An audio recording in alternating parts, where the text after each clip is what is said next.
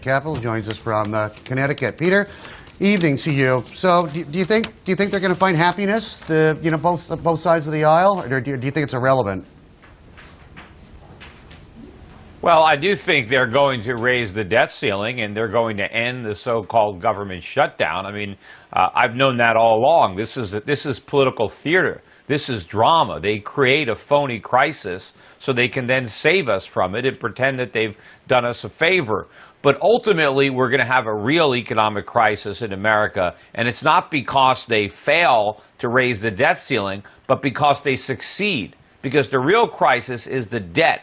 We're broke. We can't afford to pay our bills. That's why we keep raising the debt ceiling. When our creditors realize how broke we are, they're going to impose a lending ceiling, and we can't raise that. And that's when we have a real meltdown here in the United States. You know, as part of the barking back and forth, President Obama had said, tried to offer a branch to Boehner and say, look, just don't hold, don't shut the government down to do this because of your ideology. We will have these discussions about changes to entitlement, changes to the tax regime, and we'll talk about payouts and, how the government spends its money. I mean, do you see any sincerity from the president at all, or is that just lip service? Look, there's no sincerity on either side. They're going to talk, but they're not going to do anything.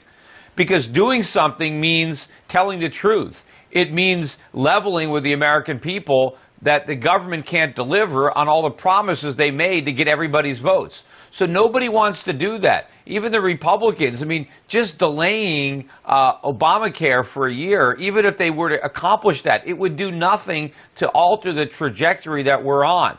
We're headed for a real economic crisis. We're headed for a dollar collapse and a sovereign debt crisis. And nobody cares. It's just full steam ahead and continue over, towards the edge of that cliff. So have you taken money off the table in the US markets, Peter? Well, I mean, I don't have much money there to take off the table. I mean, the money I have invested in the U.S. is mainly in the energy sector and other raw materials. I mean, I generally try to invest abroad. I think that there's much better opportunities and a lot less, minefields if you invest outside the United States, because we're going to have this currency crisis and an economic collapse worse than 2008. That's not a great environment to be investing in the United States. And I don't think the next crash is going to look like the '08 crisis, where everybody rushed to the dollar and rushed to the U.S. Treasury market. That bought us some time. I think they're going to flee the dollar, flee the Treasury market. We're telling the world that default is inevitable. We said if we don't raise the debt ceiling, then we have to default.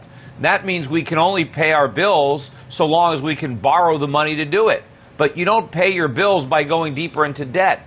And when our creditors realize that all we can do is pay them back with our own money, but they're never actually going to get paid back, then they're not going to keep on lending. And then all we've got is the Fed and a printing press, but then all they can do is print dollars that nobody wants, and then we have this real crisis, and that's not going to be a good environment for U.S. assets. You're much better off investing in foreign stock markets, in foreign currencies, in commodities, in precious metals, than being in the U.S. market. And if you're going to be in the U.S. market at all, you want to avoid financials, you want to avoid home builders, retailers, any companies that are exposed to the U.S. consumer or to the credit markets.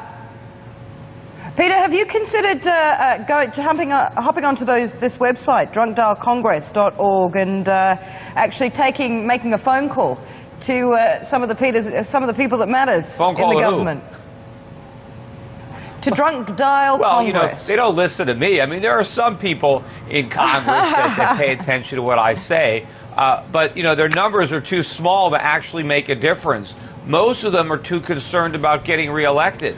They can't see past the next election, so they don't want a crisis on their watch. But the fact of the matter is, if we're ever going to solve our economic problems, we have to allow the economy to restructure. That's going to involve some short-term pain, but none of the politicians are willing to allow the electorate to endure it.